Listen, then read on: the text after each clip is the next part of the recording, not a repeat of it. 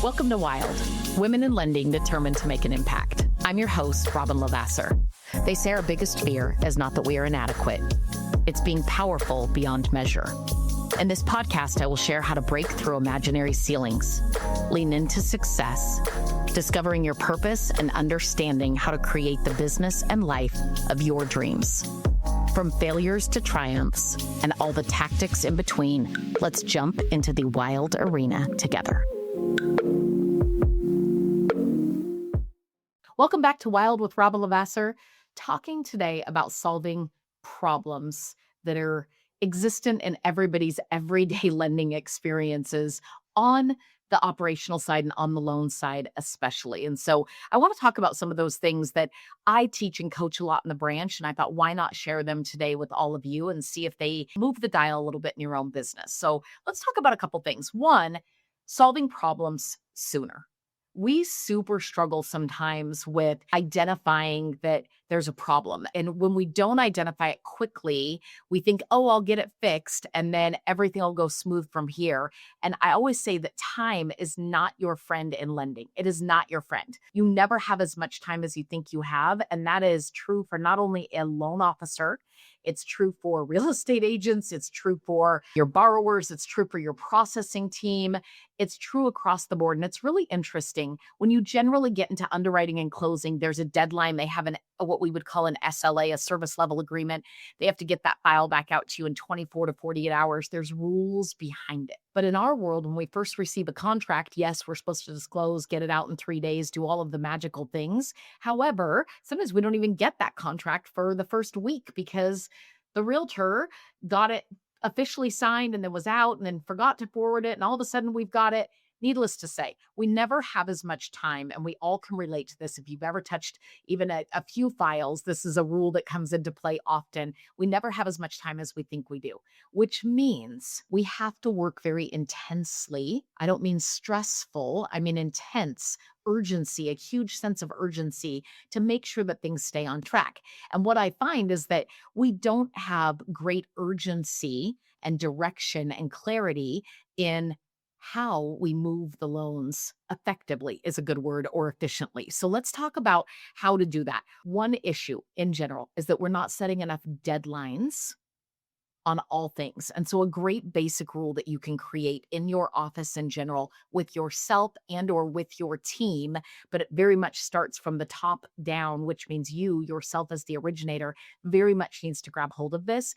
And that is all things, and I'm guilty of not doing this well, all things should have a deadline. It can be a deadline, and it should be that is sooner than when is absolutely necessary. My family, I'm not good with time. So my family plays kind of a joke to me that if they really want dinner to start at 6:30, they'll start hounding me and saying, Mom, dinner tonight is at 6:00. Everyone's going to be there to eat at 6:00.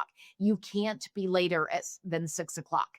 I'll tell you, I'm really guilty. Sometimes I walk in at 6:05, but they have learned dinner actually was starting at 6:30. Now I have to find out when they're joking, when they're not. And we kind of play that cat and mouse game, different topic for a different day. I say that out loud, you guys, because if you check work, your own and your team's, you will find that we are very vague in our communication. We don't often say things like, hey, we absolutely need this by 3 p.m. on Tuesday afternoon, uploaded into here. So the who, the what, the when, the where, the why, the how, right? All of those things need to come into play. If you cannot get them by this time and date, I need to be aware of it, right? So not only saying I need them by this date, but then also I'm a safe place to argue with, if you will, and or clarify with, there's no way I can get that. We're out of town right now. It's going to have to be tomorrow. That's why you always cushion those dates, by the way, because if they argue, you need to have the first date is your dream. That would come in so quick. It would keep us more than ahead of schedule. The second date still beats the date and time that you need it, still beats it.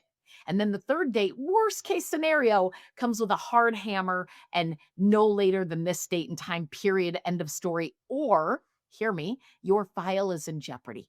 Your file is in jeopardy of not closing on time, which puts your earnest money in jeopardy. It puts your contract in jeopardy, right? There is money on the line. Your lock in jeopardy if you're a refinance, but we have to put deadlines. And I can tell you, I lead a lot of people every single day in both operations and in sales, and we suck at this for the most part. we really suck at putting solid deadlines when we would like to hear back, what our expectation is. And then when people meet or beat it, we should be celebrating to the high heavens about like, thank you, thank you, thank you for getting it to me before 3 p.m. Thank you for meeting that expectation. You've been amazing. When people get that little bit of like, attaboy, attagirl, they're like, oh, great. Next time Robin asks me for something, I know that if I get it in, I get that little dopamine hit, right? There's a big win, even for clients and realtors. And that sounds funny, but it's a true, true, true statement. So do a great job in your office, do some spot checks of yourself, do some spot checks, and then have this conversation with your referral partners. Have this conversation that edifies that this is what's going to happen with your clients at your pre approval consultation, if you will, in addition to your disclosure consultation. At those two places, you should be edifying how bossy you and your team are about to become, what's needed to make sure they get those keys on time, what's needed to make this as stress free as possible, to be ahead of schedule. It's like having wedding planning completely done and 2 months to go before the wedding is going to be here. All of a sudden, you're like, oh gosh, I feel super chill. I feel relaxed. I feel excited. I'm anticipating now.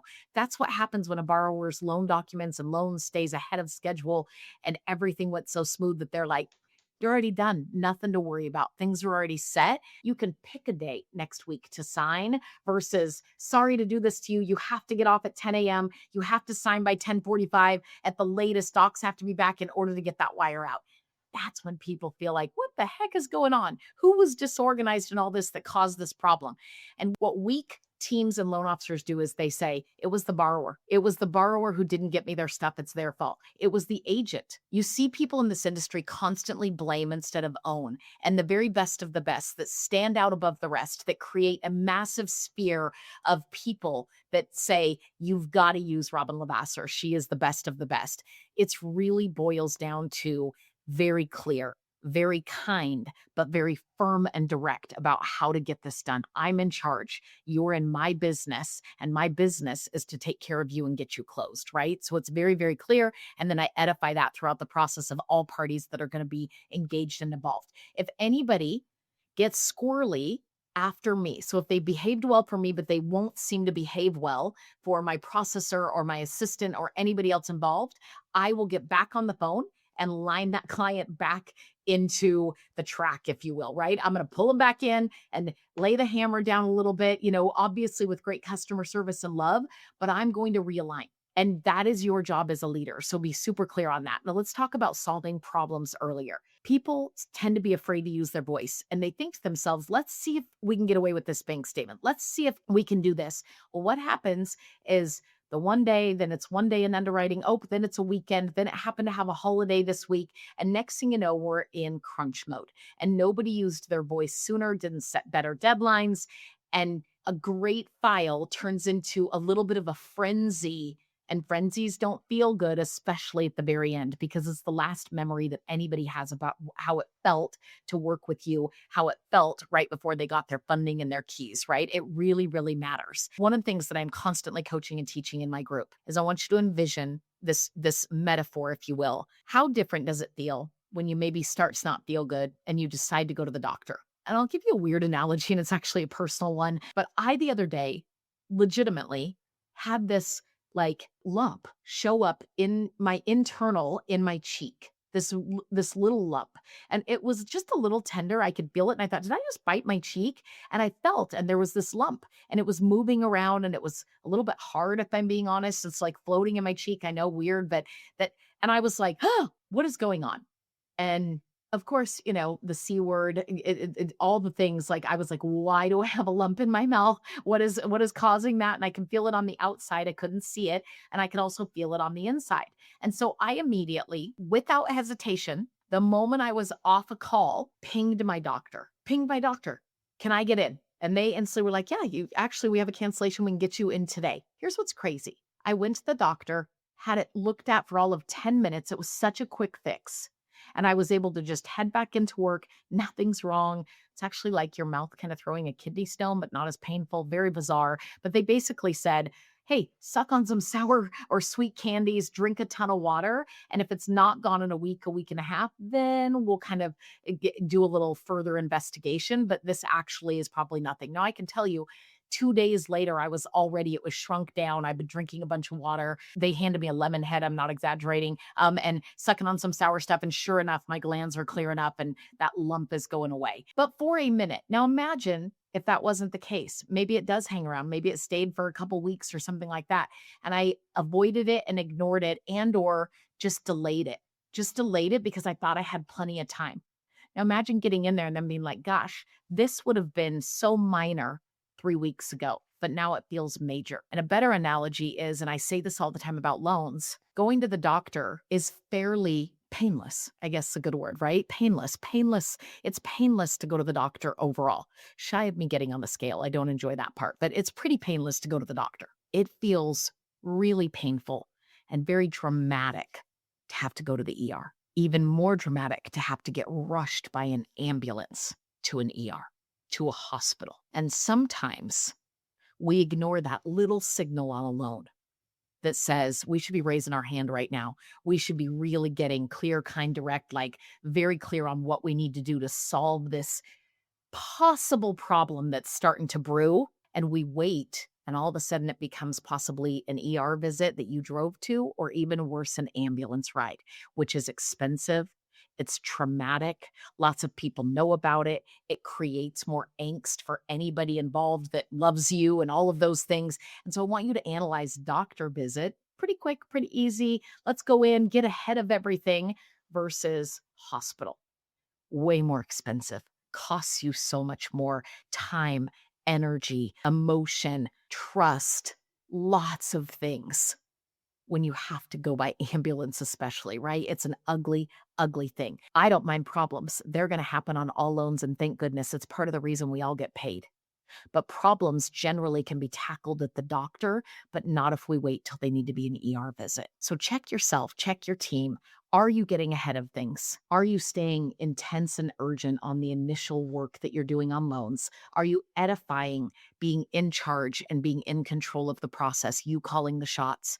And are you setting deadlines with clients that ultimately they don't serve you, they serve them, having that wedding plan 2 months in advance and just going, gosh, I get to pick a day at this point and I feel great about it. Because that's what we're all striving for. That's what builds a beautiful business. But even more impactfully, that's what builds a beautiful, beautiful life for yourself. And it balances out the stress of the industry with feeling like, gosh, I've got so much that's smooth as butter. And I only had one that landed in the ER this month. What a beautiful gift, right? Some of y'all are at the ER with every single file running triage nonstop. And I can tell you there are ways out of that. And we do a lot of coaching and teaching. We do a Friday call, things that we can share with you that would be incredibly valuable. I guarantee you to move the dial and not only your business, but your balance. So if you ever want to join us in that, shoot us a message. I would love to get you on our Scaling the Skills on Friday. We do a Monday sales call. There's lots of things that go on to improve your processes. And I hope that this episode moves the dial for you and your business. If it does, I hope you share it. We'll see you on the next Wild.